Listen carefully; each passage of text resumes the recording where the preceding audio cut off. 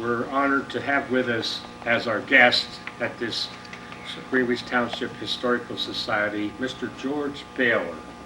George is sitting on my right, will give us some of his experiences as he lived through some 94 years of life. George will be 95 on the 28th of this month. So we're very happy to have George with us here. He moved to Stewartsville in 1917. He had a varied career. He worked as a farmer. He gave up farming when a barn burnt where he was working. I think you said Harold Rush's barn. Said no more. Did you want to do farming? You worked a little bit at Dave Cole's garage and Tice's garage. And then he went to Ingersoll and he became a machinist in Ingersoll. And he retired in 1967 after some 40 or 50 years of employment at Ingersoll. George is with us, and we're going to ask George to give us some reminiscing on various things as he saw it during his lifetime here in Stewartsville and Greenwich Township. I had given George earlier a listing of various subject matters that we might ask George about, but in talking with George earlier today, why he mentioned something that I think would be most interesting to start our period of time, and that's related to the Morris Canal. Tell us some of your experiences on near the end of the canal period there. You mentioned to me this morning. Okay, in 1924, 24, no, around that time, my cousin, Russell Baylor, and Ken Thompson, we decided to take a canoe trip over the canal from here to Packline. So we started out, we were up there for 1 week. We went all the way up to Lake Packline, spent a good time up there, we enjoyed ourselves. And come on a Saturday, 1 week after we had left here, we decided we better go home because we were running out of money. We were running out of eats, we didn't have just a little bit to eat. Didn't have any more money to buy anything to eat along the way like that. So we decided we better go home. But we had a friend of ours who was coming up on Sunday, bring us eats and money, and we left up there about 11 o'clock in the morning on Sunday morning. And we found out around noon, the friends came up, they had a chicken for us, and all that eats and like that, and money. Well, we didn't know that's how we got down here, but anyway, we got down to Fort Morris. And we went on the level of Fort Morris. The canal was down. What the world's going on here? Just a little water in the center of the canal. It was too, we couldn't paddle the canoe, so one of us had to sit in the canoe and steer it, and the others were on the towpath and pull the canal, the canoe down.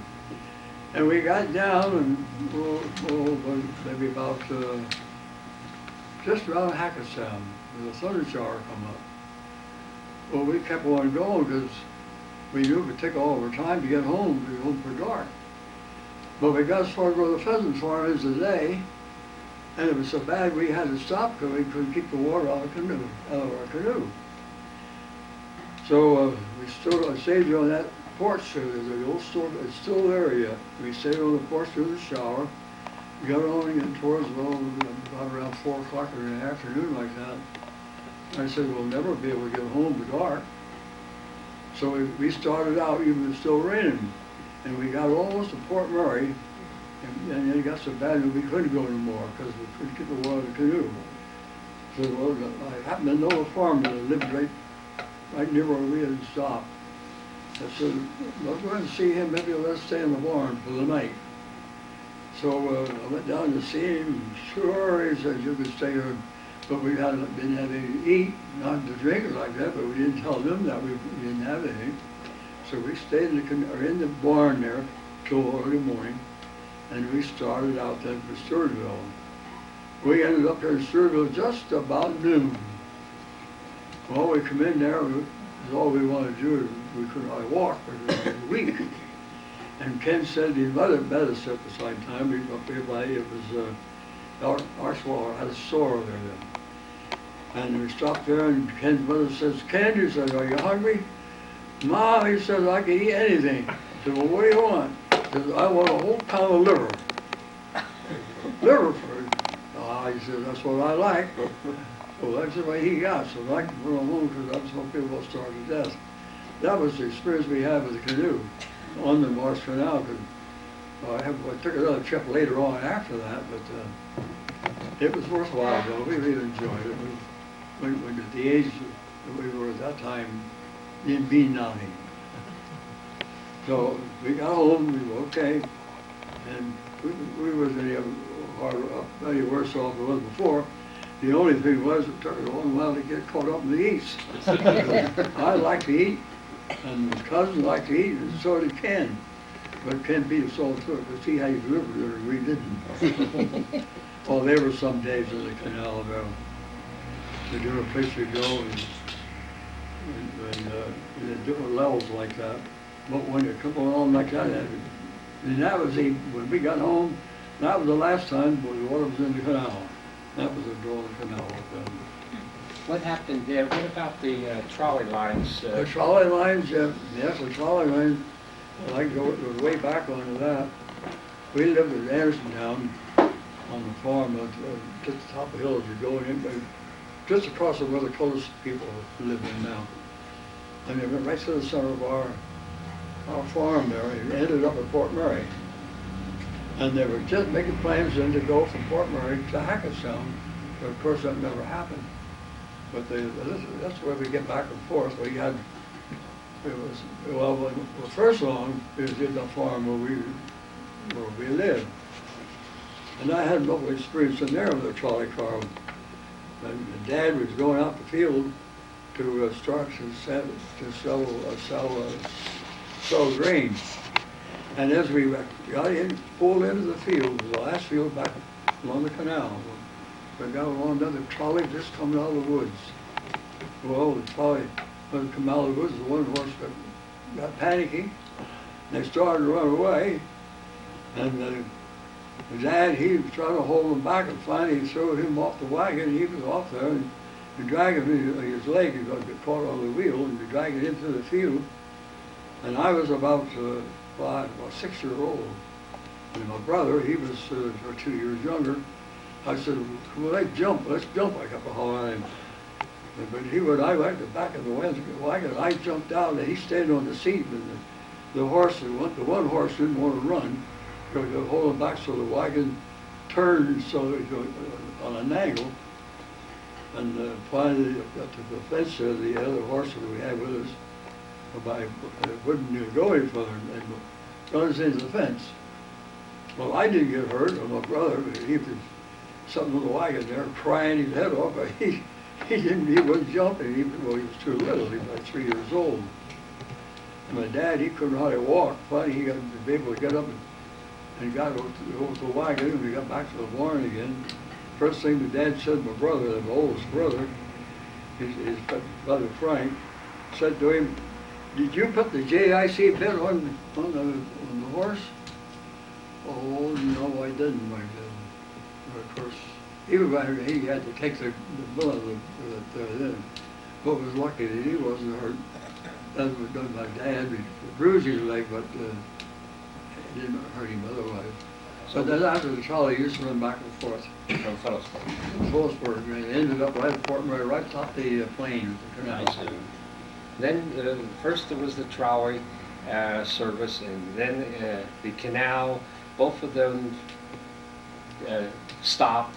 Then the trains came, and then you had passenger service on the trains running through Stewartsville. Well, the train had been going for quite long before the trolley did, I tell you. But the train, when they went to Fort Murray, and that was the end, they were starting to work. They had it all surveyed and all, the way I understand.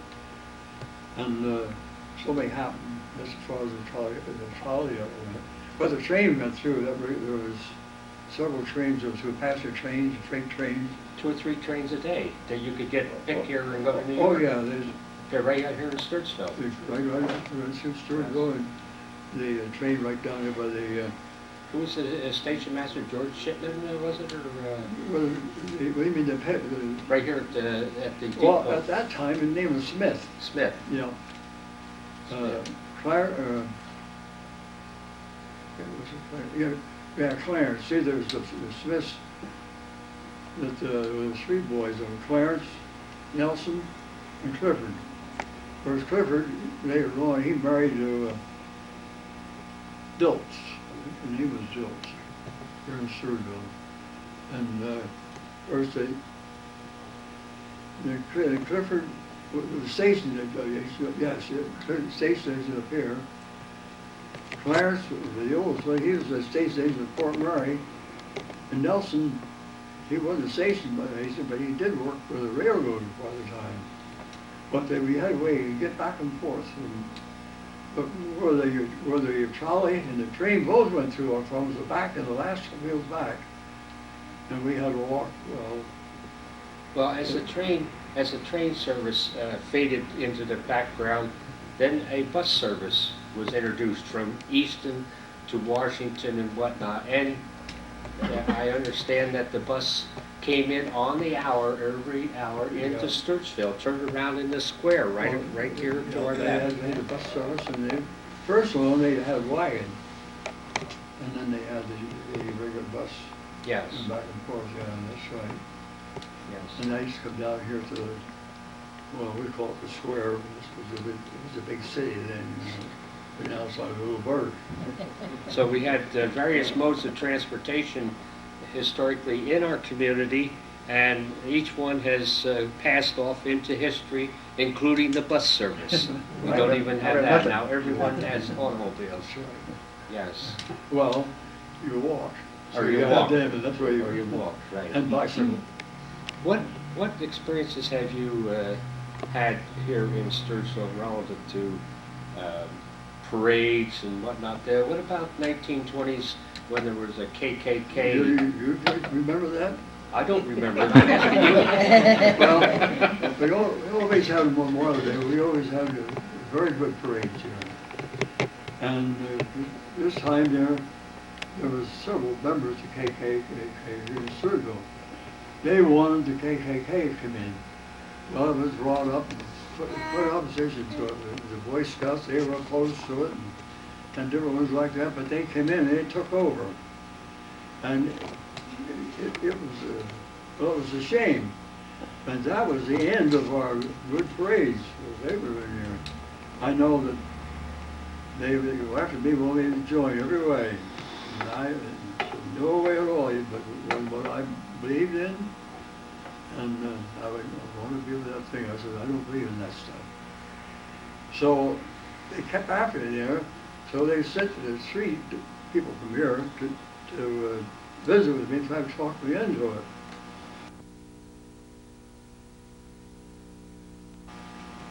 I'm trying to think of the other 2. There were 3 of them. Well, finally, the one said to me, "Is it because of your wife?" I said, "Listen, your wife had nothing to do with it." I said, "She's my wife. My wife is your business, whether her or not. But she had nothing to do with it. She believes the same way I believe. KKK didn't have no place in this here, and I didn't think it was worthwhile. But they used to hound me about it." How long was the KKK involved in our parade? 1 year? Not 1 year. Just 1 year. Yeah, and the following year, we didn't have hardly any parade at all. And some of the people in Stewartsville, they were kind of a little peeved about it.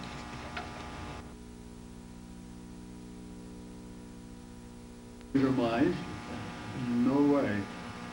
That's an interesting sidelight or a footnote to the history of our community, that yes, we were involved with the radical organization 1 year in a memorial parade.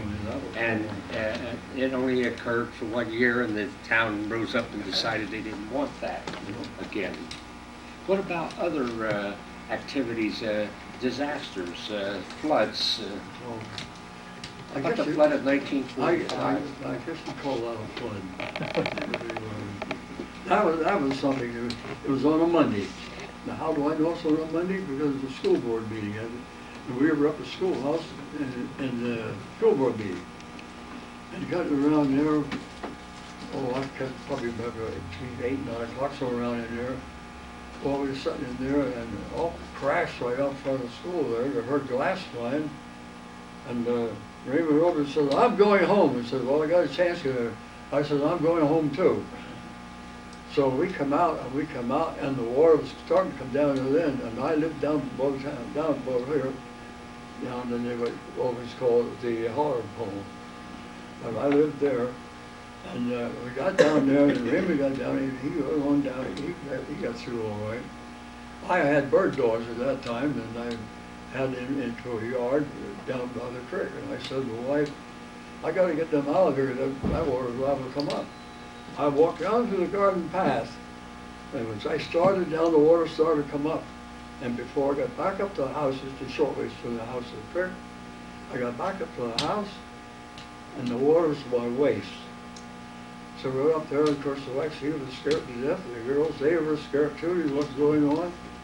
And we got up and said, "Well, we got to go upstairs," because the water was starting, we could feel the rug raising, and the house is quite high there. So we in there, and after a while I could hear a voice. So I could hear just a holler help, but very faint. And I said to the wife, what's that is? And I looked out in front of the house, there was a car set there, and a man on top of it. And I looked up, just over him. He got down that far, and there he was, and he couldn't get any further. And he was hollering help, but he didn't have a very loud voice, and he was about here. Well, there was nothing I could do about it. I was upstairs, we had to stay there. Finally, someone got him out from there and got him back over in the back of the fields back in there. He got home, but his car was flooded over there. And my neighbor next door, his car, that come rolling down the street. The water was way up over that. Where did this water come from? I understood that it had rained for about 6-7 hours, and it rained something like 10 or 11 inches of rain in a very, very short period of time. But where did it come from that it raised so quickly? From the dam or something? No, that was everybody started hollering, "Ingersoll Dam, Ingersoll Dam burst." I said, "You're crazy." I said, "That was enough water in that dam to bring that water up like that. It can't be that." And that it was. It sure was a dam. And what had happened? Above the railroad, up towards the hollow, there was so much rubbish come down, and some old mattress and things floating down, hit the culvert of the railroad. It built that up, and now across there, all the way from the cylinders and mill, was just like a lake in there. And when that went out, that's what I thought see, down yes. there. That's when the old iron bridge went out up there by Stucker's, Yep. along the left there. That was all a lake then, all the way up. What about the houses in Schunger's Mill? Was that all underwater like? Water was way up the houses, Way up the yeah. hill, yeah. So that all went through, see the Silver's Mill, and above there was the cider mill and things like that. They were all the way underwater, but up on the heights, the water didn't get quite up to there. But right out across over there, that's why that's so high there. Must have been an experience for downtown and come the to properties, Cliff's property and everyone else. Storm of the century. Yes, yes. See, some of the results of that was when they were working on the repair, they had a steam shovel on the railroad bank just before that little iron bridge was. It upset the operator of that ground, or he was killed. Yes. What about the Edison plant? What do you know or remember about Thomas Edison's experiment in cement making at the village? I worked in there too. We'll continue our discussion on on the experiences of Mr. Baylor with the Edison cement plant. I just want to add a footnote. You had mentioned earlier that you and Lord Reinhardt and others, and my dad, were hunting and fishing partners at times. And my dad was a lumberjack at that time, and he cut a lot of ties, which he sold to Thomas Edison to build his tracks and whatnot there. And this is a footnote I'm adding before we get to the experiences you had the 1930s on with the Edison plant. You may continue. Now, what you want to get? Well, what do you know? You said you worked there for a week? 2 weeks. 2 weeks. Nice. Why'd you quit? Well, it was in between, and I had just finished a trade down in Ingersoll, and I had only been home in a short time. I said to Mother, I want to take a trip, a canoe trip, and I want to go to Python. So I would quit Ingersoll, and I'd take a year off. So that was right there. But the main reason I quit, I wanted to get into the automobile business as an automobile mechanic. So I quit there, and then I went to Edison and worked in football 2 weeks nights, and then I started going to the garage. With Dave Cole and So I Mr. went Tice? in with the best police chief the world ever knew, Charlie Tice. I'm well acquainted with Charles Tice. So, yeah. I started work with him. And I went in there and I worked for him 1 year. They got my trade before I went with Dave Cole. And We've had a name raised here, and I'll put a footnote on that. Mr. Tice was also the constable and sort of like a magistrate of the town. And Mr. Tice had the unfortunate experience of standing beside a car right in front of my home over on 173, and another car came along and hit him, and he died right there, right in front of my home. The name came up, and I just wanted to add a footnote. Sure. And what do you know about the building of the first concrete road? I think that was started in 1912, wasn't it? The experience, wasn't it laid, the original little stretch? A little bit, 1 mile of it. 1 mile? And that was up on the highway up there. At that time, well, yes, it was Coles lived there on the farm. There was 2 or 3 families of Coles. It's the first one where this restaurant business is now. 1 mile stretch along there. And well, it had quite a time in getting permission to try it out, but he said that he was sure that would be the coming thing for the highways. So he laid 1 mile, he furnished it with the cement like that, 1 mile, and it was until, well, when they repaved there, one section of that there is still there yet. It's just about where that restaurant is, right along there. I see. So where it is now. Where Schaefer's, Schaefer's, that's it. yeah, Schaefer's restaurant in the quarry there, yes. That's right. interesting, yes. Now, I understand that you were very active in the local school board. Give us your experiences. When did you go on the school board? How long were you on? I was on there about 15 years, I think. And I was president of the school board for over 8 years. I went on, I can't get the exact date, but somebody here might know.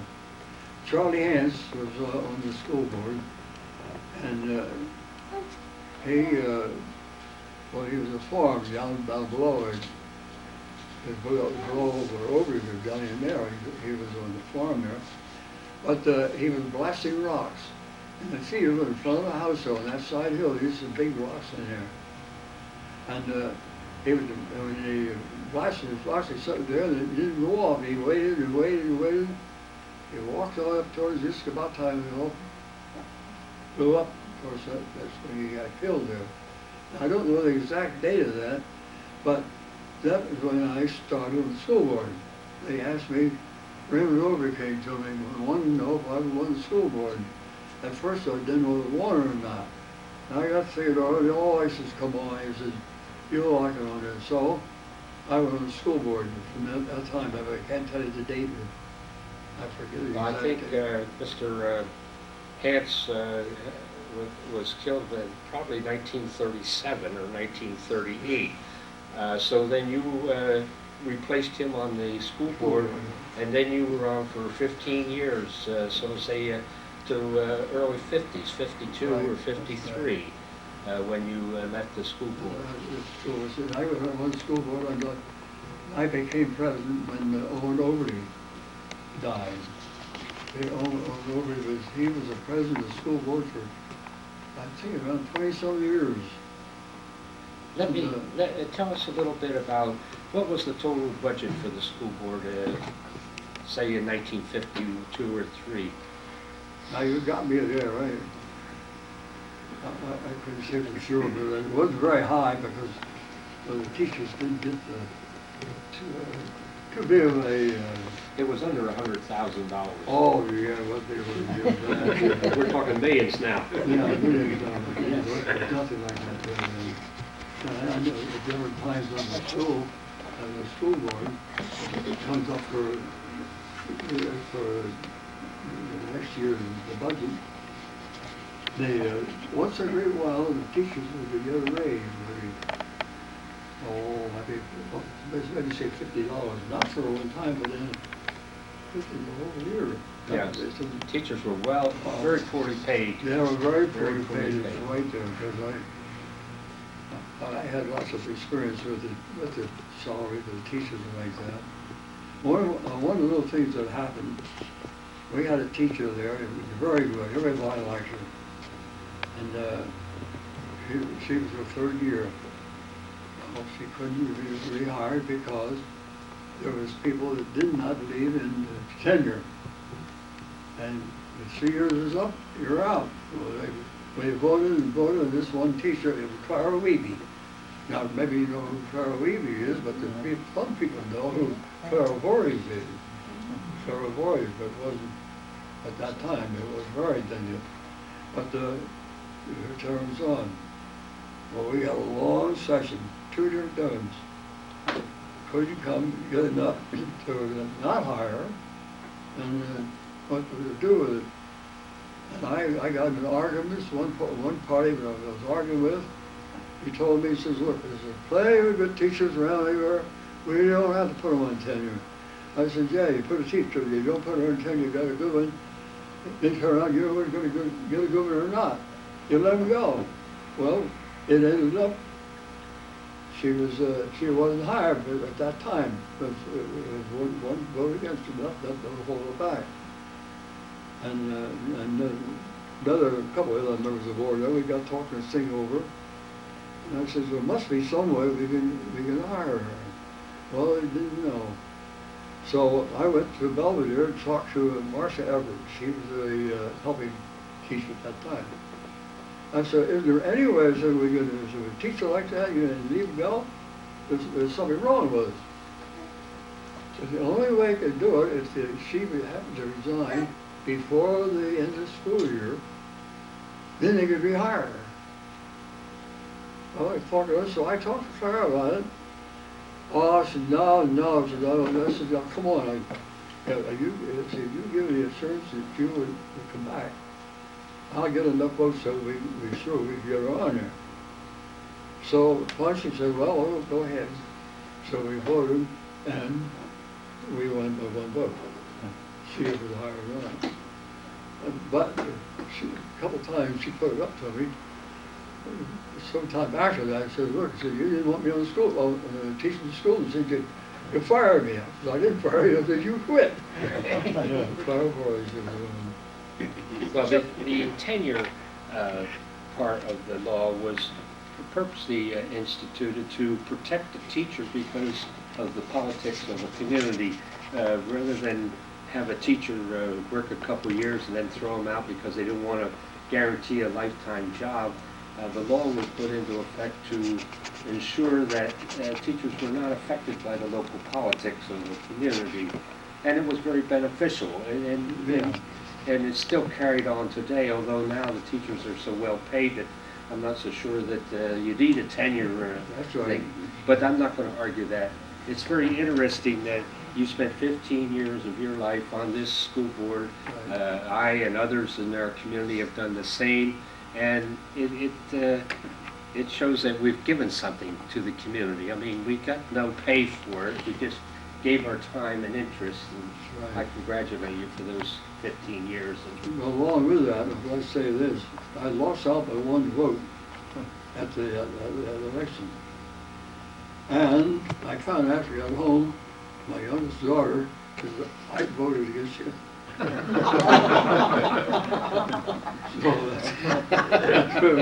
I'm glad I got out because Excuse me, Lloyd. it Lloyd, was kind of getting under the skin. when you went to school up here, you went in the brick schoolhouse? Was it the four-room schoolhouse? What's that, right there now? Four-room or the eight-room No, it schoolhouse? was 8 rooms. They 8 had rooms. put the addition up before that. I say. No, that was And how old were you when you came here to Stewartsville? Sturgill? Yes. I was 15 years old. About 15-year-old, I came in here on 1st of April, 1917. Well, then, do you remember the heights being... What? Do you remember houses being up on the heights? Oh, yeah. You do? Well, there was only a few up there, and I remember most of them. They built them.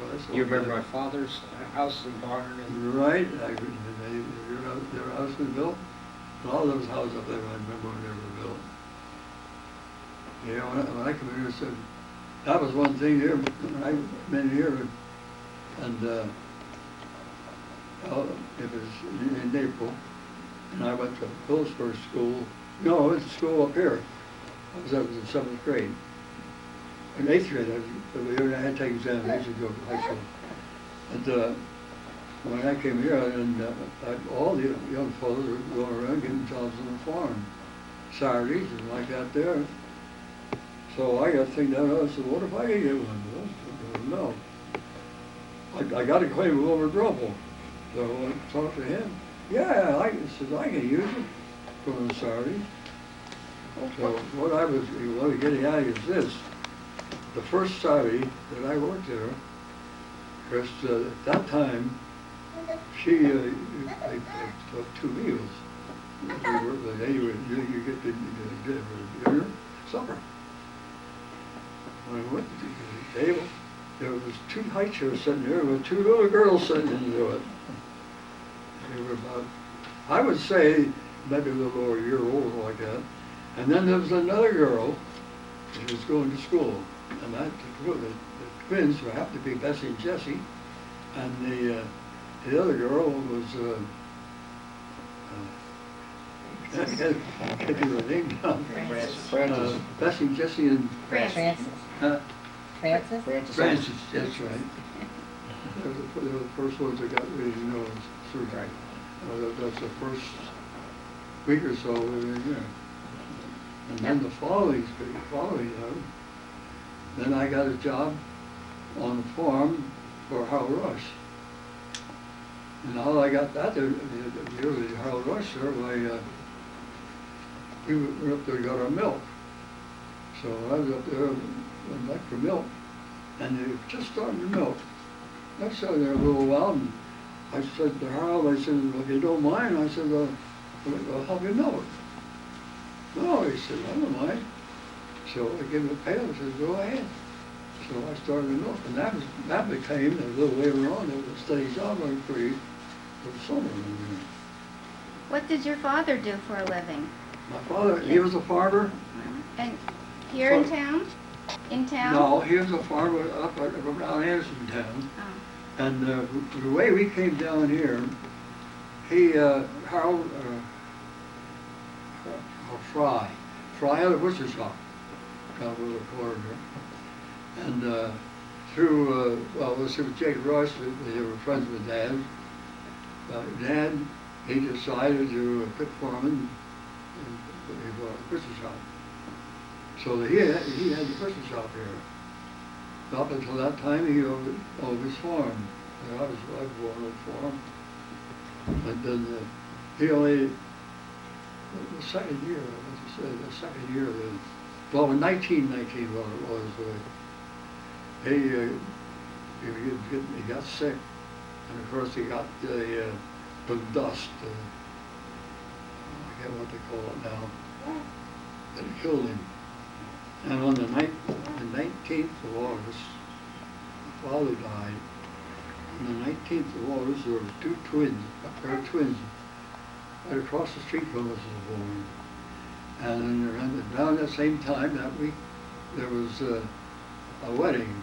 The wedding was Lila Cole, Lila Rush, George Cole. Twins were Ed and Willard Gary. And they died the same day, at the same time. And that was on the 19th of August. Were you active any time in the Grange or any of the Odd Fellows or anything? I was the Odd Fellows. I was in the chairs of the Odd Fellows. And there was at that time they were called Noble Grand. I was in the Grange. I was at the Grange. Well, I was the headmaster of the Grange. And the Odd Fellows. And I was also a member of the Junior Mechanics, which was here. But I didn't, well, I went through the chairs, and that was all. But my best experience of all was with the Grange, and I was with the Grange. I guess I got 50 years. 50 years? Probably How many years did you? longer than that. Over 50, probably 70. Yes. I'm a life member of the Grange now, let's put it that way. Yes. What about churches? Churches, Which were you member of one of the churches? Presbyterian here. When we came here, there was a farm where we were on, up at Anderson there, the farm right on the Muscogee. There was the minister's wife. She used to come up there fishing at a place there on the farm. And that minister's wife's name had to be Fulper. So when we sold out, we moved here to Stewartsville. We knew Fulper, so we come there, and Mother said, Bob, we're going to start study school. And I said, well, I would like to, because I knew Fulper. So I started over there, and while I was doing a short time, there was the other minister here, had a boy my age, and we right away, we got to be good friends together. I changed and become a Presbyterian. I was a Presbyterian Sunday school. And that minister was Ferguson. It was Ferguson there. And of course, as a school teacher, she followed me down here. And you remember Reverend Lillian? That was his vice, my school teacher at Anderson Town. And when he came here, I stayed open there. Then after he was here a while, I became an elder of the church. And I was an elder of the church for quite a few years. It used to be, he was an elder, he was always an elder. But then later on, you got to where you're an elder, you have to leave for a time. Then you go back in. A term of an elder was 3 years. I see. So I was on off until that time. Was until that time that I left off for a short time and come back again. And as an elder for, well, I'm a ruling elder now. There's a lifetime elder. In your experience with the churches, was this at horse and buggy days before? Right.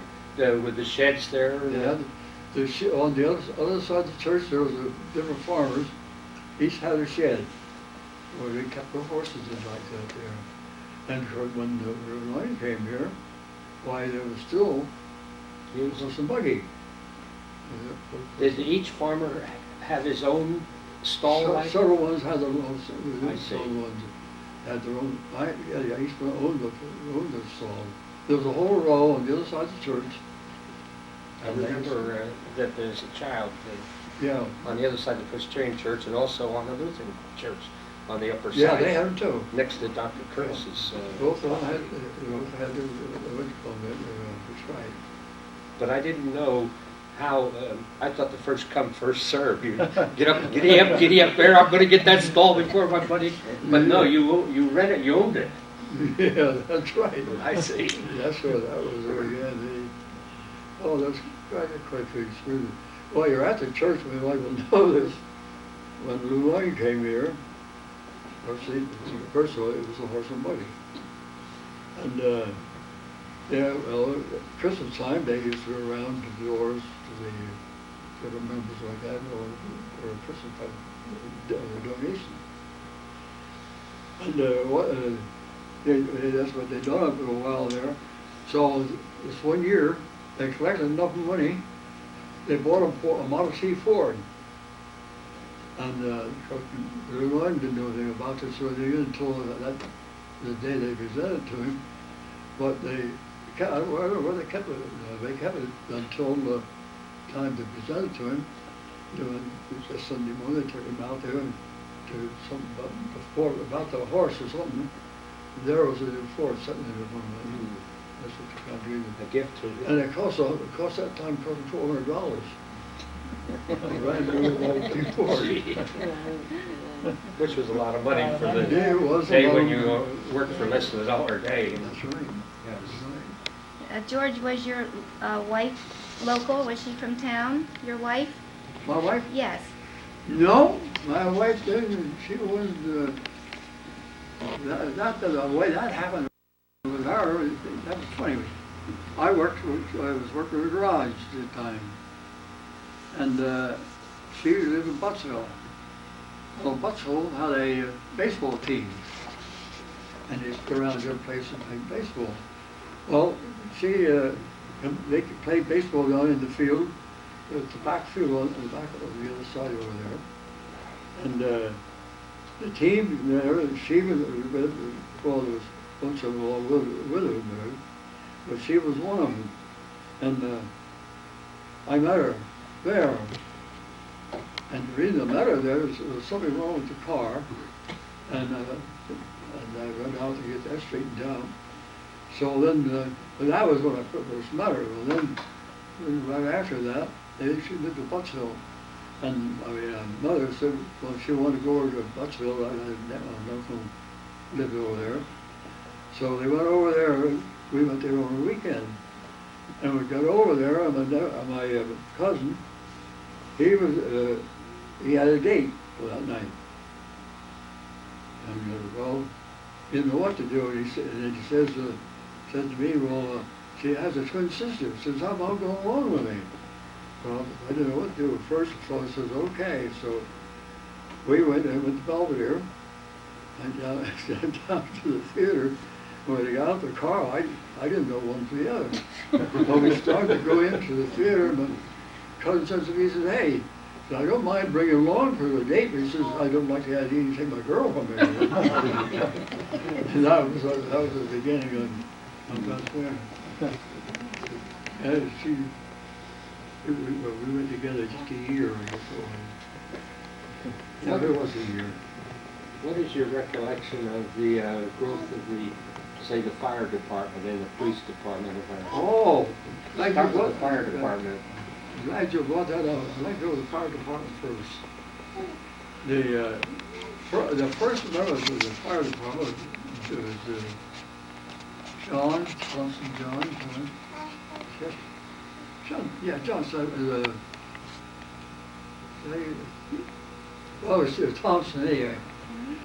But he was a salesman for a fire extinguisher. And they didn't have a fire department at that time.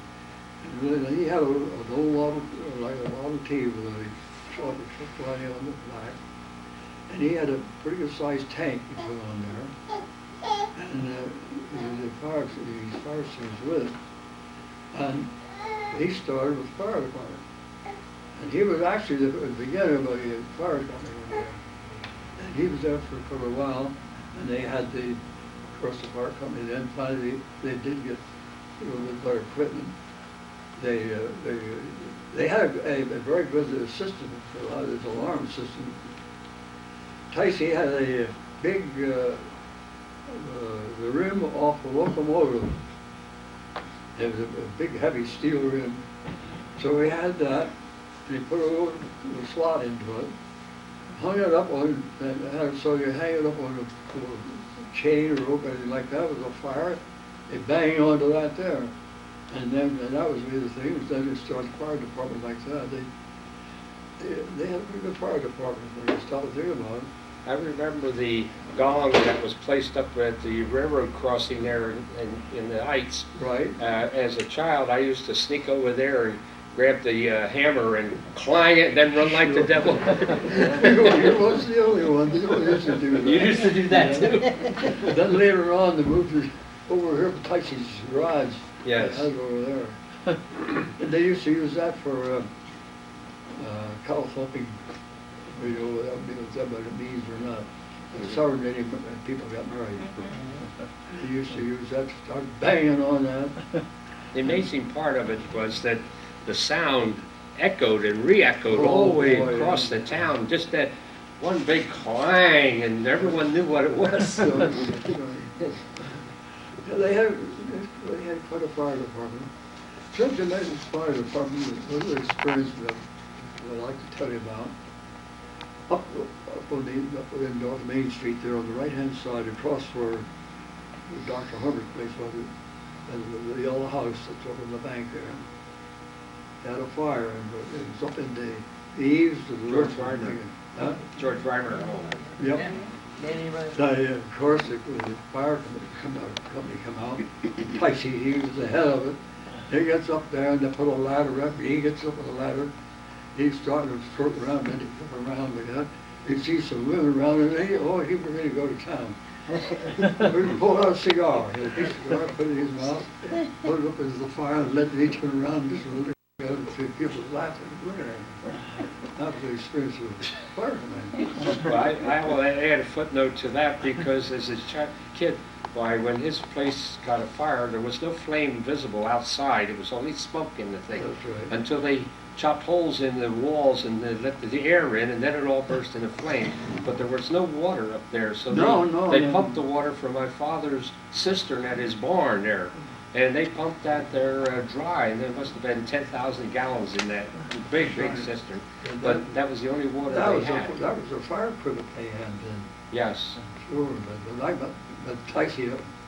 But here was a man that was, at that time, probably 75, 80 years young, and standing there with tears just streaming down his head. I remember Mr. Reimer standing there. He's seeing his whole life disappear in front of him as that house burned down. That's right. George Reimer. George Reimer. You're right there. What about the police department there? How did it, with Mr. Tice's, was there anyone before Mr. Tice? No, I wouldn't call him Mr., but that's all right. I can call him. But yes, they had the police department. He was the chief of police in the police department, all the everything with that for quite a while. Bought his own uniform, got himself a big 45. He had a holster, always around, hanging on there, and cigar in his mouth. And he'd go out. If he'd see a car come through, there was a woman driving. He stopped that car. He left his foot up on the running board there, and chewing his cigar a little bit, and he started. And there was a gold couple. When they come through, he's sure everything. He was stopping. They wasn't going very fast on it. But he went the way he should go. He got killed out there at Stevens Church. Right. Now it's his own fault. What about the post office? What is your experience there? What was the postage rate when you first came into town? 2 cents for a letter? I think it was 2 cents. Yes. I think it was postcards was a penny, and the postage was 2 cents. The actually used to be, the first one was Garfield, not Garfield. Or lived over there by the creek. can't think what his name was now. He was a black, he used to have a blacksmith, he was a wheelwright. He had a carriage shop there, one of the coolers was named after him.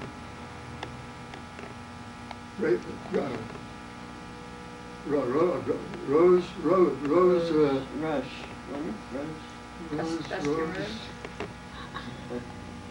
What was his name? I don't know. Yeah, Rose Sucker.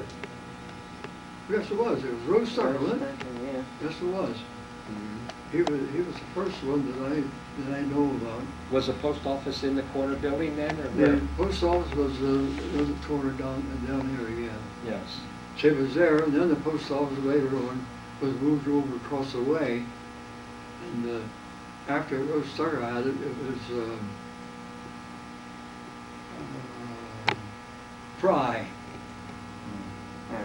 Harry. His name was, he used to live right over the creek over there. Harry Fry.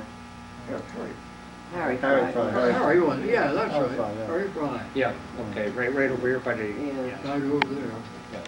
Yeah, the post office in the two places. The first was over there, and then moved it over here. Well, I guess before that, I don't know what, that was before my time.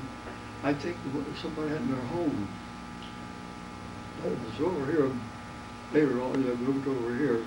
One of the Oddfellows, what they called that, the Oddfellows home over there. Yes. And the post office was on the end there, yeah. What did you do for entertainment when you were young? Entertainment? Yes. Well, I'm glad you asked that one. Anybody ever heard tell of Town Hoot? Town Hoot? Yes, I did. Uh-huh. That was one of the main things at night. Mhm. We start up here, up that way, a bunch would go up along the creek, the other bunch would go up this way, and then there was one who or something like that, and then they answer back, try to catch them. That was one of the entertainments. The other entertainments was tic-tac-ing like that. And one of the greatest things that ever happened in that, this is getting close to Halloween then, gangs, these little big gangs go around. They used to go around and tie bottles on the doorknob and bang it like that. And up the grills. Going up there, whole Gary, with that tree, the big maple tree out front there. He'd climb up in there, then they run a string through there and down onto the door, the doorknob, and then it was way out, pull on the string and bang it. Second time he banged it, Furman Bill comes out of the door and says, "Boys, I'll go to shoot." Go up, bang, shot in the tree. When he done it, somebody dropped down on the ground. Old Gary. He was up in the tree. He was just looking. He didn't hit him. He didn't shoot at him. He didn't know he was there. Furman was, he was scared to death, or everybody else was too. That was the entertainment that night. And one of the other, the best thing I ever heard of, that was really good. Hard Wolf lived over here, and on up to the farmers up there. But anyway, they got together, and they got a hold of Hard Wolf's manure spreader to set up above the cemeteries on there. They come down the road with this manure spreader, and Howard, he's him coming out, he runs out and laughing. He says, "He's going to help." He's helping put this. Just got on down the road, down below over us, and they left it there. He's over with manure spreader.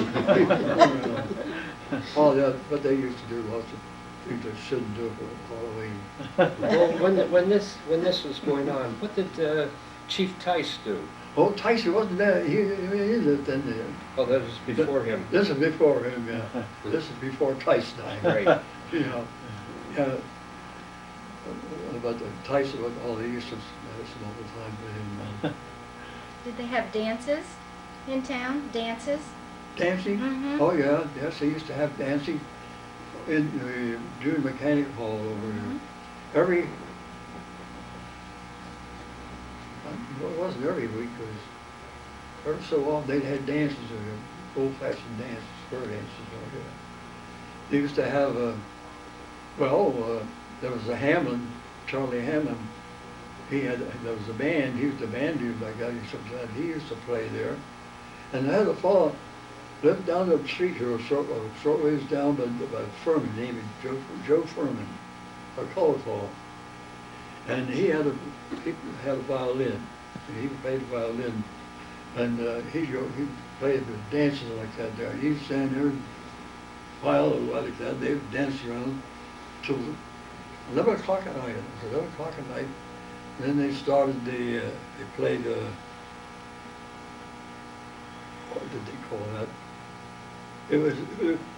That was a closing dance, and when that come, it was time to get out. But they had all kinds of parties like that. Used to go around with in the wintertime, go around with the sled ride, go to different places. I know one time we went down to Ricklesville to Rodney Rush. He was living down there then, and they went down there on the sled ride. It was quite a ride to go down with a team of horses like that and to go back. When you get back, he was ready to go to bed. What kind of stores existed? I know there were several stores around here. Mr.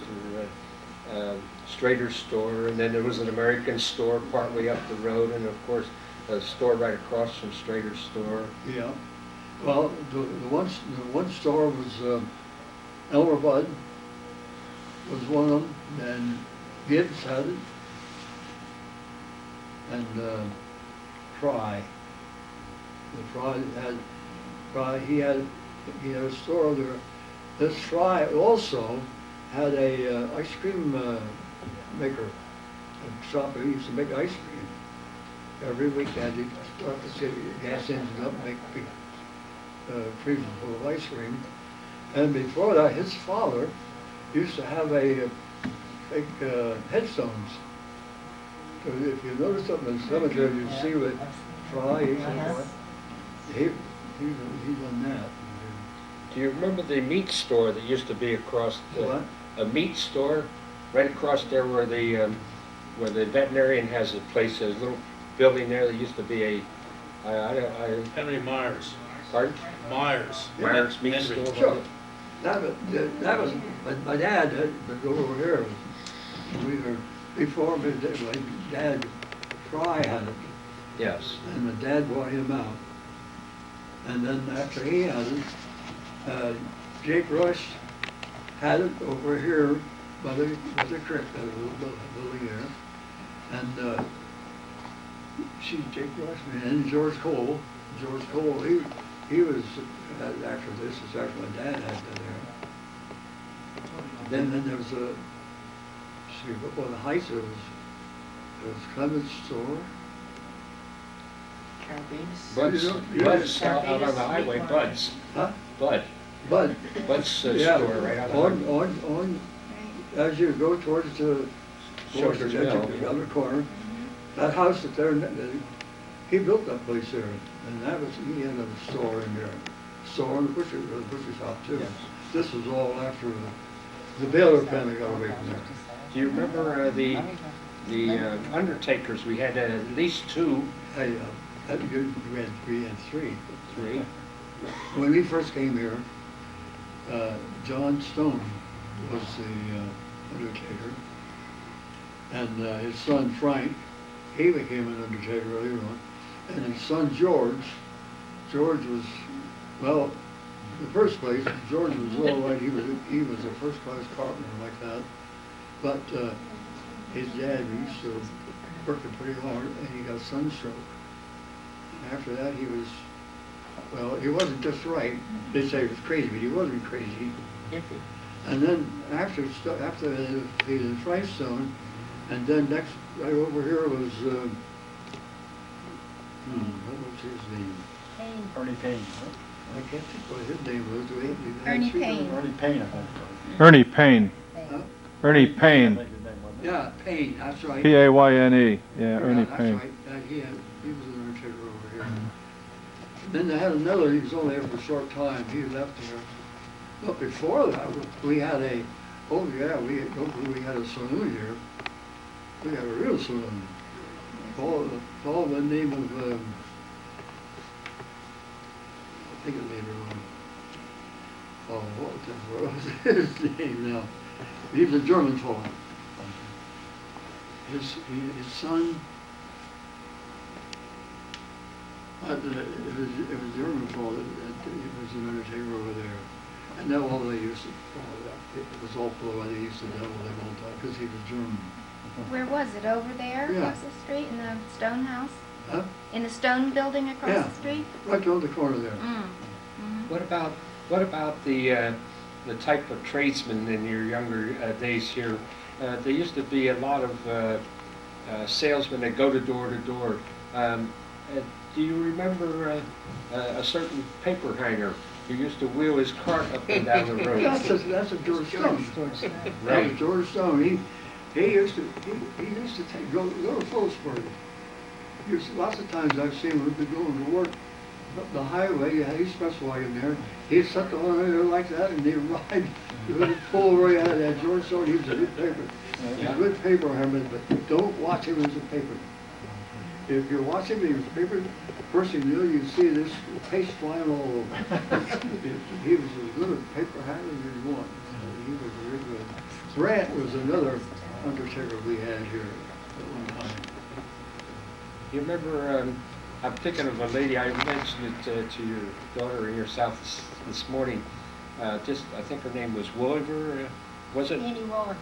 Annie Waller. Annie You Waller. remember her going door to door? Yeah, Annie Waller. Everybody knew Annie Waller. Yeah. She sold Avon? Avon. Is it Avon? Avon, yeah. She would, well, there you are again. She had to do to help keep the family together. Yes.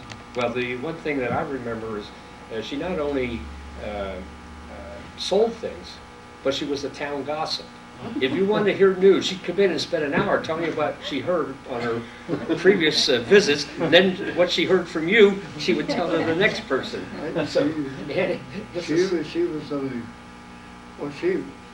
She was always, we lived right down below there at that time there. And, well, we had a habit, still have it yet. Every night, a certain time, we had to have a dish ice cream. And it's good time is, I don't know, now it's 9 o'clock. It's 9 o'clock, ice cream. Well, at that time, I was 9 or 10, but anyway, just about that time, we was just getting the ice cream. And he'd come down with the ice cream, served the ice cream, she'd go back again. But she peddled stuff on, she had to live. Bert was her husband. Well, he used to be, had a livery stable here, and he used to, with his dad, he used to have horses and like that, and a livery stable. And Bert was a carpenter, he was a good carpenter too. And he used to, out there, but he got work, he couldn't do it anymore. And then Annie's, her son, Roy Waller, he was an electrician. And he was a good electrician, but he also, he liked that stuff that you call take a nip. But Roy was, he was a great fellow.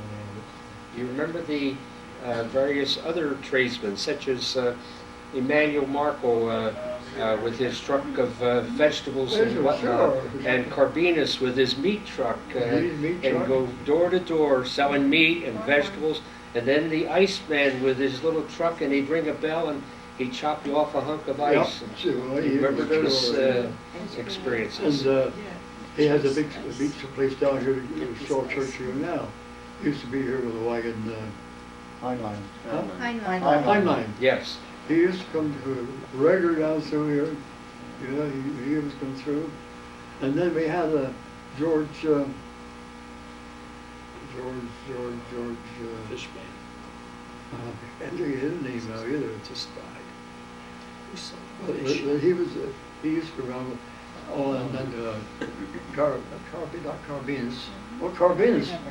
He used to be and meat and like that. Yes. That's through here. Then, of course, you had delivery men for milk and delivery men for bread.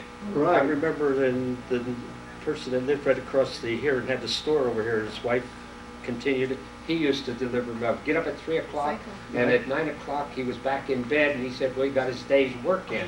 Went down and picked up 25 or 50 quarts of milk, delivered 50 stops, and went back and to bed. That was a day's work. And the farmer, he still had to milk the cows that night yet. Sure. But the, all the different ones. That was Earl Cycle. Pebbles and stuff like that. Yeah. You run out Are of there- time? Are there any other, Cycle, Earl Cycle. Cycle, oh yeah, that's right. Seipel, yeah, George. Cycle? Earl. Earl. Earl Seipel, yes. Yeah. Yeah, was it Bud, Elmer Bud? Now, I don't know if I'm going back too far or not, but how about when this road was paved? No, what? The pavement of this Oh, road? yeah. You remember I that? remember that. Before that, there was a mess down through here. Was it? And it wasn't like it was paved today. It was, well, it's the purpose. You got to where it wasn't in mud anymore, but used to be times there was muddy roads in here. Plenty of them. How about the street lights when Street electricity lights, went when they first come in. Mhm. And I could see that. It was while I was here to put in the street lights. I remember they'd done that. Remember the store up by the canal, George? Done the water, The water, We that had- only went up so far and the then wells and stopped. like that. You see, I worked down there or so, and, well, I worked there 50 years, but that ain't what I'm getting at. They Ingersoll had a reservoir up here. It was a small one. And then they had to expand because they didn't have enough water. They built this big reservoir, but not the one we got now, which is before us in there. And of course, the people, some of them, said they ought to have water down there, ought to have water, ought to have water. So we had a meeting, and finally, Ingersoll agreed that anybody that lived along the stream here, where your land bordered on the stream, they would put water in here, and they were, all those people that lived along the stream, what they call it, well, it's anyway, that stream there. Ingersoll, they drilled a well. After quite a while, they drilled the well up on the hill. And they, well, they was arguing about the well business. Well, you were going to drill it. They went back and forth. And Henry Kinkle, so they used to call him a water witch. You remember about that one? Yeah. With a piece and they go around the water. Well, somehow or other they got him to go around and see about water like that. Finally come around up on the hill over there. He'd have places, there's a place that drilled your well, there's lots of water there. Well, they got all kind of arguments. No, they're not going to do that. They wouldn't believe him. So Ingersoll hired a father and son to Texas to come here and check around for water. They went all around to everything. They got up on the hill there. Here's the place to drill your well. So Mr. King knew, anyway, because he had marked the place at the same time. So they drilled the well 180 foot deep. Say 12, 14 inch well. And after they got the well drilled, of course then the Ingersoll would put water pipeline down to where it was on the water, it had the creek close by. Well, after so long a time, they'd come at the argument. They would go up here, right out across from the church. There was a firefly. That was the end. And then they went down the other way, went down in there. And I guess some of the farmers, I guess all the farmers got the wells that was going Yeah, they dug, Ingersoll dug wells for all the farmers. Yeah, that's the right thing it was. Along the creeks. Along the Well, creek. they got that there. Well, then after got it all done, they put the tank up right there. Well, then the argument was who's going to maintain it. So it ended up Ingersoll would maintain the well, and they would have a man to take care of the well, such as that. So it turned out Mark was working down there, and he was working in the depths from that department. They appointed him to overseer of the water system. Well, that was fine. The water was working good, but then finally something happened to pump. Well, then they didn't know what to do. Well, then the company said, well, they sent Mark Willis out to check on it, and they made him head of that. Well, then they had, what they had to do, they had to take the pumps out. So, the company come back and they said to Mark, they wanted someone with a bigger saw there to take care of, help do the work. And what do you know, it's all on me. I was, Mark was assistant, that is in the well. That was all right for a while, so if something went wrong, then we'd have to go. And, well, one time I went in there early in the morning, pump it down. Well, we had to take the pump out, so company sent Mark out, and Mark said, well, he wanted to help her. So he had somebody do the work, because Mark wasn't doing the work. So they said, well, you get the man you want, so come over to our department. I worked in the experimental department. He says, I want to see you. And I went in, we helped take care of that pump out there. Anytime we're down, we help take it out. So once in a while, we'd have to take it out. But the one that I was getting at, the most, I thought most of, it was already in the forenoon. They come in there and they says the well's down here. Go out and get it out, get it opened up. So what happened, they punched my time out by turning her saw and put it on the well. And that was my pay. My pay went right on. So, but anyway, we got out there the forenoon and we worked on it all day, all night. We got the well just about time daybreak. We got the pumps back into working. And in the meantime, I never had anybody cuss me anymore. I didn't do that because we didn't have water down there. Well, she was a good friend of hers as far as that goes, but I didn't think she was doing the right thing. Hollering, because you were getting the well, it wasn't costing them anything like that there. That's what I done until finally they turned it over to the town, and I got out of that job. That was called the Stewartsville Water Company at that time. Yeah. And Mr. Willis was the secretary or Secretary and the treasurer of it. And unfortunately, there wasn't enough revenue collected to properly maintain it. Right. Yes. Why didn't they put water up in the heights? Because they didn't have any right for the water. The pressure. That I explained it for you. Ingersoll said, we'll put the water in only to people that has water rights, which was anybody living on the creek. I Riparian see. They rights. built a dam, I see. and that way they could stop the water. Instead of The having people down here wouldn't have no water. Sure, the water. The dam got low, there was no water, and the people down here wouldn't have water then. So that's why they built wells where the heights were not affected by that. Each Water flow. property got a share in this company that was formed, Stewartsville Water Company. Each property had a Yeah. collective share. Yeah. Eventually, one or two people bought them up from the rights from everybody else, but Yeah, the you got so much, it depends on of your property. Like you Frontage. got so many shares. Some got 10, and some got 100 shares, but some's only 10. But that's the way they were there.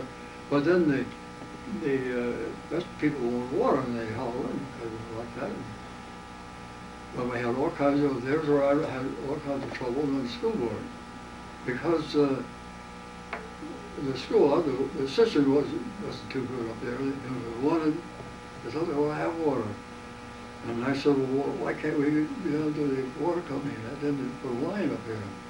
Well, we argued back and forth. Then we can do this, we can't do that, we'll do this, so on. Finally, they said, well, let's see what we can do with the water company. So I was part of one of them. Overgrove was another one. And what was the other? There was 3 of us. We go to the meetings to find out what we can do about it. So the water company says, yeah, we'll give you water. I said, well, that's fine, that's what we want for the school. And I said, what's the catch? You put the pipeline in from the schoolhouse down, hook it on it, we'll hook it on there, we'll give you the water. I said, we're not crazy. And we argued on that there.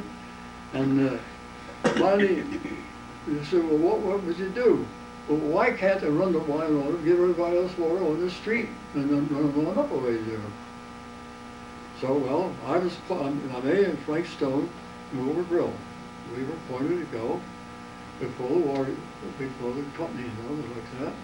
And after quite a while, they come up with the idea, we'll extend the line from up there, where it was, up to as far as there's a canal then. So, well, okay, that was all right. Now what? Well, we go to there, and then from there on, we have to take care of it. And I said, well, you got it? They let everybody have water. Well, why can't we have it? So we had quite a meeting, and we went to, Mr. Brill, who was then the firm, Ben Wilbur. Finally, we got the agreement from Mr. Brill and all. That was fine. So they decided to go up to the bridge, that little creek was across there, for that last fire hydrant. That's a little further at that time it went. So we got, that's how we, it was one that I couldn't agree on it. They said, well, you got the water, yeah, you don't carry your water. Oh, so great, we can't help that, in our fault. Does anyone have a question to ask? Does anyone here in the audience have a question to ask Mr. Baylor? There was one thing I heard, they used to have chicken and oyster suppers. Do you know anything about them? Chicken suppers? And oysters. Chicken and oyster suppers? Yeah, they used to have. Yeah. Where'd they get the oysters? Well, they got the oysters there in the bottom of the junior mechanic hall. See, there was a fellow, I don't remember his name, he had an oyster place there. He sold oysters like that there. At that time, and then they got them there. So yeah, that's right, we had that place there, and what else we had down here? But that's where that came from there, that's where the oysters. And who made that then? Who made the meals? The Grange had them, doesn't it? Who done that? Did the Grange have them, or? That's where they got the oysters. That I do know, but I don't remember who, or who put them on. There used to be a, there used to be a shoemaker shop right down below there, next place down, that little house down below there. That used to be a shoemaker, a fellow that, it was a shoemaker. I don't know who put the oyster cereals on. They did used to have them. That's true. What about the old minstrel shows and the medicine shows that used to come to town? What? They used to have their own minstrel shows here for some time. We never was to take part into it. I know I was in there for a while. They used to have a minstrel show up in the schoolhouse. In the basement. In the basement of the schoolhouse in there. I was Mammy. I have a Right, picture. Mammy. I have a picture of that. You have that? I think it was the church put that on, didn't they? Did the church put Well, that? there was to put it on. I have a big picture home somewhere. And Yeah. You were I was Mammy. one of the colored I ones. was a black He was one of the black fellas, yeah. Yeah. That's right, we used to have them there, and then they had a tent here a couple times, had pictures on, but that was not very often. But the oyster soup, we had them there, yeah. Then we had the ice cream parlor. Gibbs had the ice cream parlor. Well, Fry's did too, because Fry's made their own ice cream. But I think we had something else. See, one time we had a American store here, right across from the church. Right? Yeah, I remember that. Called remember that, yeah. Cooper. Well, Peterson had a store here in the corner too, right? Yeah, that's right, Andy Peterson, I wasn't too active, but it was a store for a while. yeah. Where were you when the World War II started? Just The World War, when the Japanese bombed Pearl Harbor. yeah. I was just entering Great Meadows. It was on a Sunday. My wife and I, my mother-in-law lived over Bucks Hill.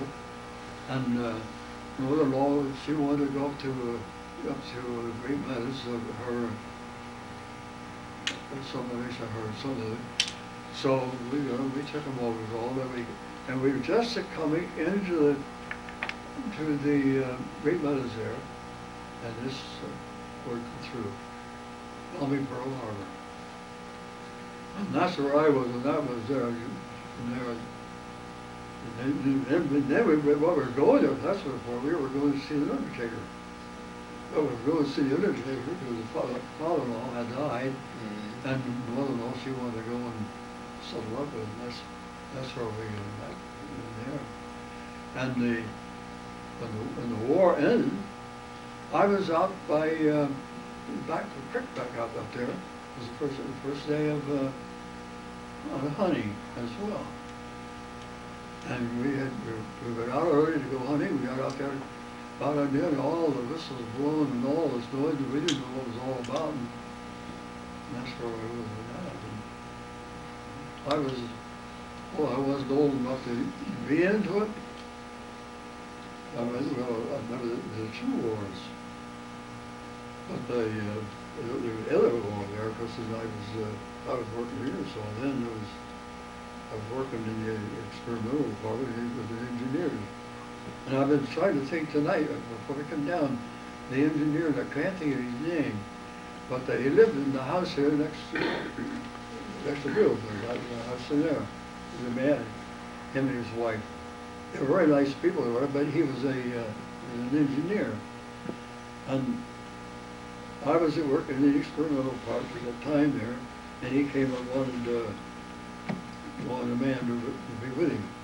In other words, what do you do? You have to go there. If he comes up with you, had to jump if you would make it like that.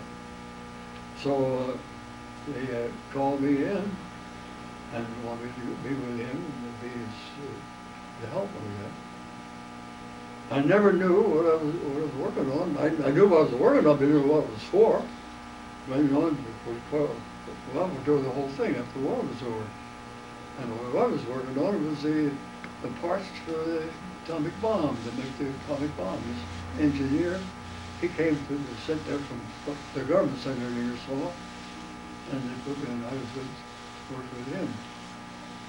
So that's what I did. And then I found out, after it was over, I was working on there, and I couldn't understand why, because I was up for a draft, and it was in, not in December, was what it was. But anyway, I was called, I was sent to Belvedere. And I went up to Belvedere for the draft board there, and there was different ones that were on there. And I was the first one was called. And I said, well, I didn't know why I was going to be first, and like that, it was, maybe they lugged them on in there. So when I called on it up, he had a big white envelope. And I'll never forget that. He got me going like this. He says, when you get through from here, you go back, you tell the boss you want a raise. Well, why would I tell things like that? He says, you are to be this engineer. You work with him. You are completely exempt. I didn't know why. I was in the board, I was healthy and everything, and there I was with that. It didn't seem right at the I running around with it like that. They were being called. Does anyone have a question you want to ask Mr. Baylor? What if he remembers the carnivals that the fire company used to Was have?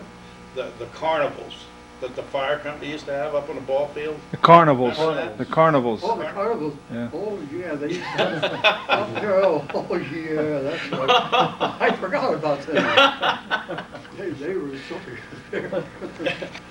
Some of the things that. Do you remember- You just couldn't believe it. Yeah, they used to have. Do you remember the Mr. Lou Loyne shutting down the girly show up there? Yes, sir. You knew about that, did you? No, I worked one of the wheels up there. I was around here then. We got a lot of tape left, Ed Carl. Keep going. They did that too. Yeah. Well, yeah, some of the things they used to do. Well, I was. That was a real carnival up there. Yeah, well, Do you remember that, Lloyd? Oh, yes. Oh, yeah. Did the I firemen? was scoutmaster Was the here. fireman? Yeah. I know the kid, I remember going. Yeah, me too. Sure. Uh-huh. For Big. 40 years I was scoutmaster. Yes. You were scoutmaster for 20 years? In fact, I started scouts. We came here when we lived up to Anderson, there was no such thing as Boy Scouts, there was Lone Scouts, we saw. And we come down here, there was Boy Scouts like that. And so I started over to the Lone Scouts, and then there was 3 of us. And we got thinking, why can't we have Boy Scouts in here? Well, we couldn't get anybody there with something, so all kind of arguments. But anyway, we got Boy Scouts started too. Troop 60. 60, Troop 60. 60, yeah. And we met over here for a long time in the barn. I remember. For, it was a park that we have Presbyterian at our Sunday school room now. On the Presbyterian property, the barn. Yeah. And we had, out of that whole business, we had one, or there was 2 in there. You couldn't do much with it. Nels,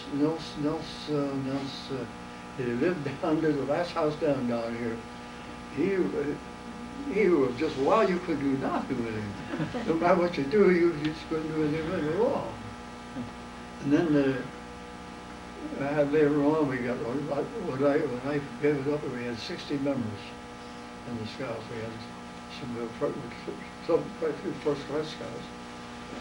Some of them, well, out of them Scouts that had been to Walt Chatham, he was on D-Day, or he was on the Death Watch.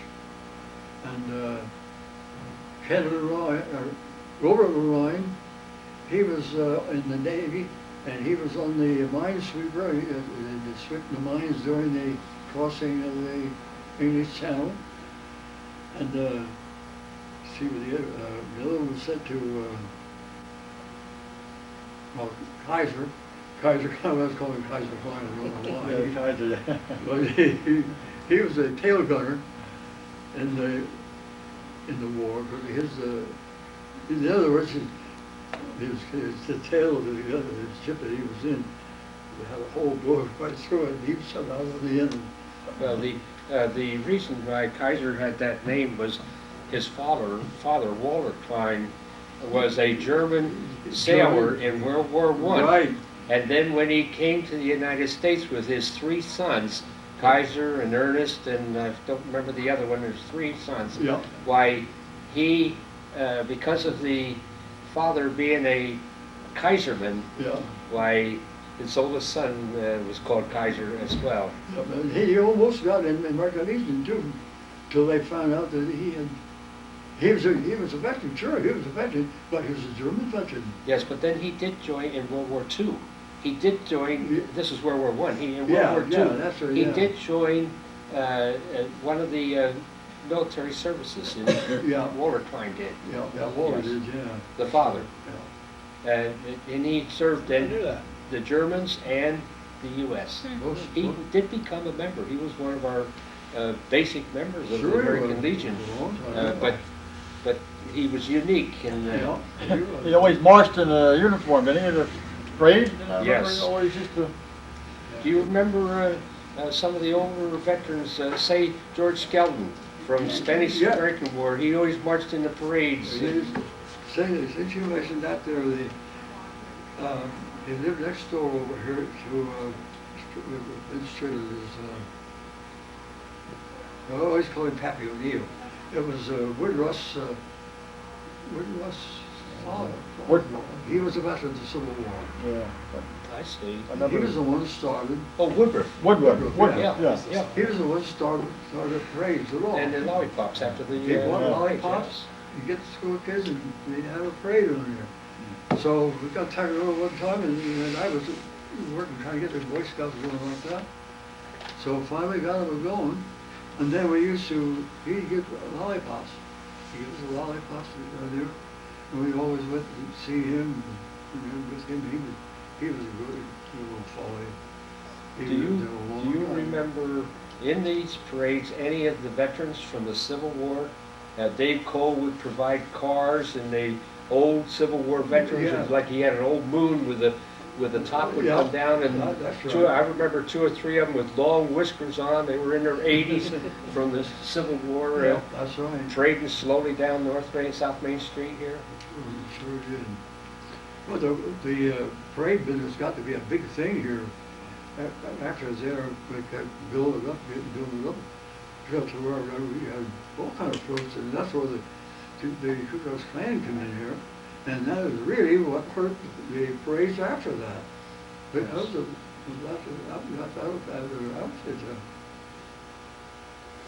You mentioned earlier about someone who was on the death march. Walter you t- Chatham. Chatham. Walter Chatham. Walter Chatham. You're speaking of the Bataan Death March when That is correct. when Corregidor fell to the Japanese in '42. Yeah. He was a prisoner during the war, so they really got him out. Yeah, we had a fellow from Phillipsburg, Paul Davis, was on that march. Yes. He's still living. Mhm. He's close to 80. He lives in Washington D.C. Well, Walter's passed on now. Oh, yeah. Yeah. Walter, when he first joined the American Legion over here, why he gave us a talk on his experiences, which were very very rough, very rough. I mean, the things that he saw, and he didn't know how he ever survived. He just thanked the Lord that he did survive. But Well, Frank Markle was happened to be in around that time they relieved him. They got him out of prison. yes, Because Frank always said, if I ever get over there, he said, I hope I get over there and get Walter. I get Walter. right. Of course, Walter, he was in Nova State. Well, that's wonderful. I didn't know that. Was he? Then he was over there and helped bring Walter back. Then He was actually, yeah, he was with the, well, I guess you call them relief troops, wherever they were. yes, But Walter was in the hole ground yes. all the time, coming down there and beating him and everything else. Well, that was really cause of his death later on, because his back really was awful. Yes, well, it was a tragedy. And On a happier note, as we wind things up, why don't you tell us a little bit about one of your nicest Christmases you had when you were a kid? With me, Yeah. well, one of my first Christmas that I tell you about two different ones. The first one was when I was about, and I can remember, I was about 4 years old. I got a nigger doll baby. Well, that's what they were in those times. You can't beat history. And then Yeah. another one I remember, I never saw a Christmas tree until I was about, 6 years old before I saw a Christmas tree. And I didn't know, they had the tree in the room, kept it dark all the time. And my mother took me up to see him. And when you opened the room up and lit it up, and this tree there, and all it had all this, some like red things all over it. That was my first Christmas I really could enjoy like that. Because, well, when I was a kid, it wasn't too many Christmas that you got, because that thing that you call money was not very plentiful at that time. Yeah. Yeah, I'll never forget that. I had long hair down my shoulders, almost white, curly hair. My mother kept it in curls until I went to school. She cut it off my first day in school.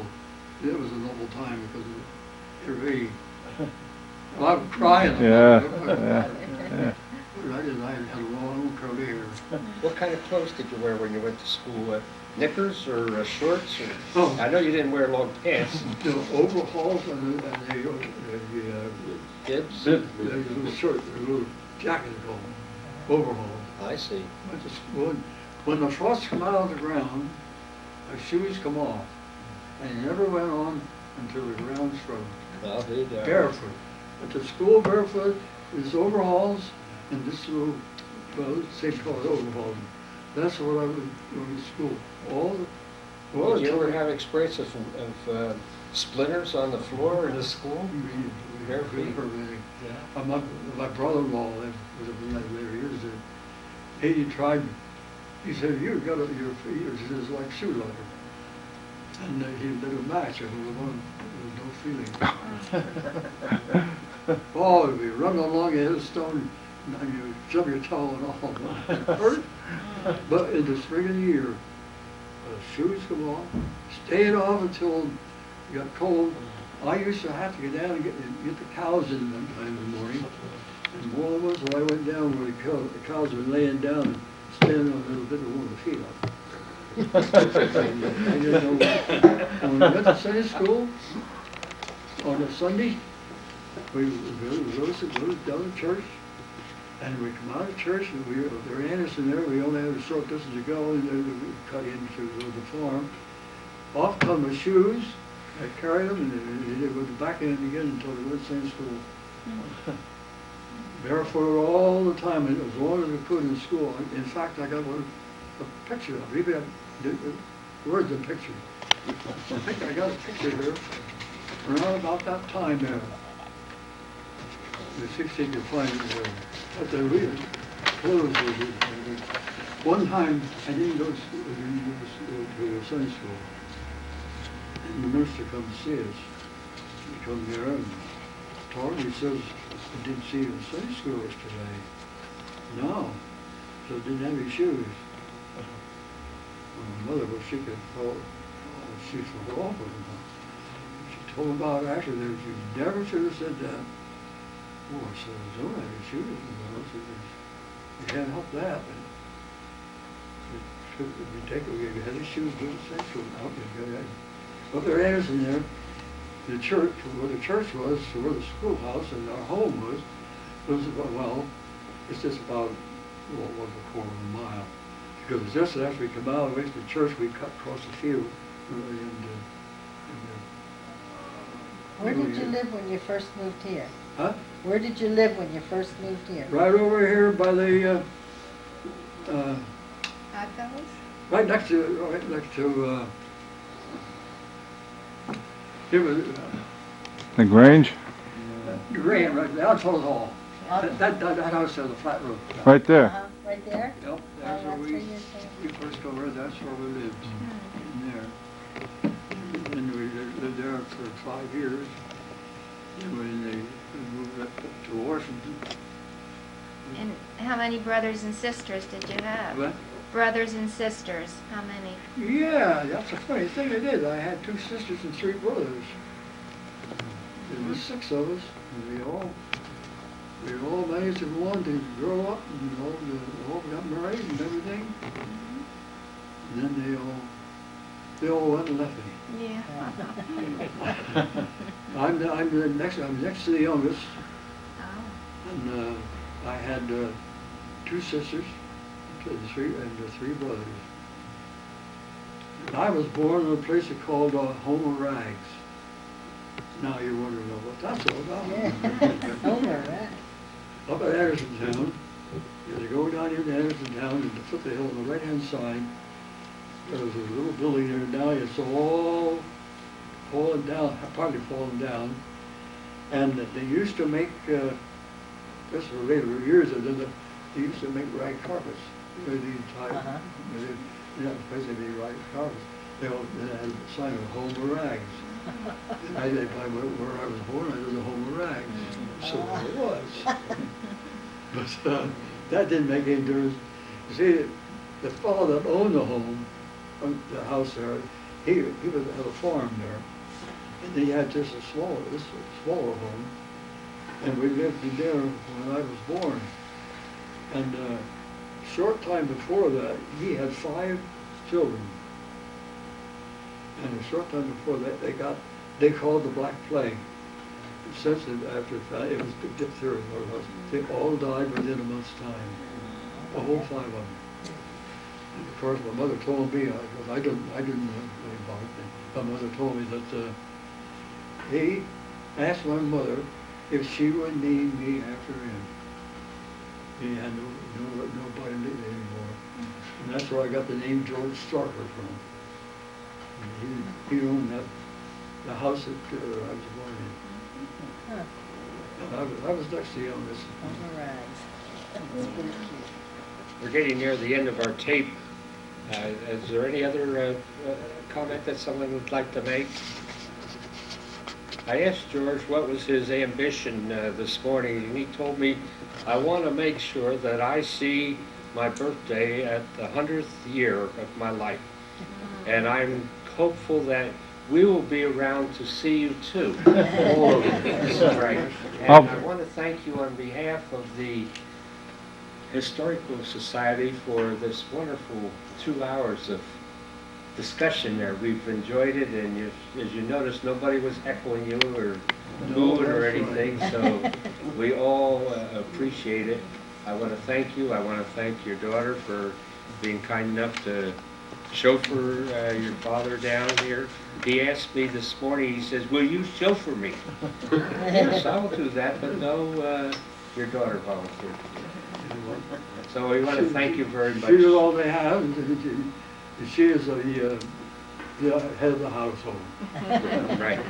She don't believe it, but Very good.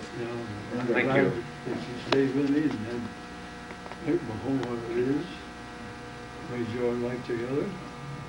And I wouldn't be bad if I could make 100. If I don't get 100, I'll do what the rest of them do. I'll go anyway. Make a choice. Take them day by day. Right, that's what it is. Take them day by day. You know, when I reached the 50 years in Ingersoll, I said, I'm going home and I'm not going to work anymore. 50 years, my boss said to me, when I was going to retire, you won't quit, you won't quit. I said, well, now look, in Ingersoll, the day that you retire, you work till 11 o'clock, and you're through. I said, when 11 o'clock comes, I said, you watch that door, and you'll see me with that cart, with my toolbox going out there, you won't go. You wouldn't believe it till He didn't stand in the doorway. No, he didn't stand in the doorway. But I had a wonderful life there with the Ingersoll. A lot of good friends. What division of the Ingersoll? Turbo? No, I did the drill engineering. The drill engineering. Experimental department. We developed these great big machines that they drill these wells with now. Yes. Yes. So we're filling in there and building in there. And the other drill rock drilling, such as that. Very I good. enjoyed it. Well, we want to thank you. We want to thank Ron for his patience and attention to our camera. We appreciate it, Ron, again, and we all enjoyed. Well, you know something? Many of the time I wondered who that John Wynkoop was. I really have lots of times seen pictures with about Wynkoop. I said, who in the world is that? There he is. The guy with half a face. I'm the guy with half a face. I'm the guy with half a face. The other half is always behind the camera. Oh, is that it? Yeah. That's why you never recognized me before. Well, I can honestly say I don't know of a man in nowhere in this country that I have. Wonderful. Wonderful. And I'll videotape your 100th birthday. On this condition, did you be there and take that picture? Absolutely. All right. Absolutely. That would be fine. I'll appreciate that. Good. I had a little picture. Did you find it, Gladys? I wanted to see. You will picture. Take a look at it. This is George Baylor on the left in his bare feet that he described earlier in 1912. We were all day older than you. I'm so glad it happened. I got to work with, I got to go up to get some ribbons to make hats. Where are you? I said, okay. Right there. I said, what do you think they go? Yes.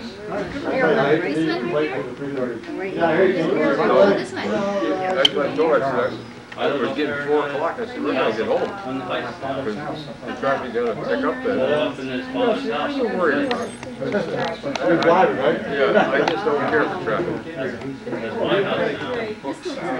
He took over one of those. had some lost. They got chickens in the barn. Gets maybe some more